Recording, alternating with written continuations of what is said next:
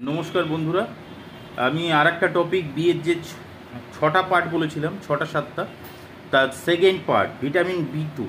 B two কি, B two আমাদের শরীরে কতটা গুরুত্বপূর্ণ, বি টু কোন কোন খাবারের থেকে পাওয়া যায়, বি টুর অভাবজনিত কারণ কি,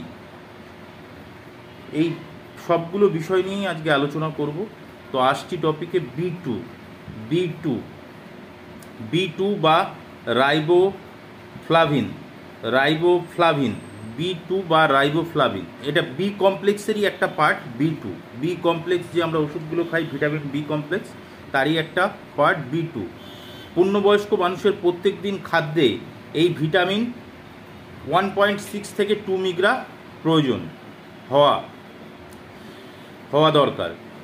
পূর্ণবয়স্ক প্রত্যেক মানুষের দিনে এই ভিটামিন 1.6 থেকে 2 মিগ্রা হওয়া দরকার, মানে গ্রহণ করা। দিনের সঙ্গের উৎস কি কি? তাহলে একজন প্রাপ্তবয়স্ক মানুষ 1.6 থেকে 2 মিলিগ্রাম গ্রহণ করা উচিত ভিটামিন 2। এবার উৎস হচ্ছে ইস্ট, সকল প্রকার দানা শস্য, সবুজ শাকসবজি, দুধ, ডিম, মাছ, মাংস, বিভিন্ন প্রকারের ডাল। এর কাজ কি আছে?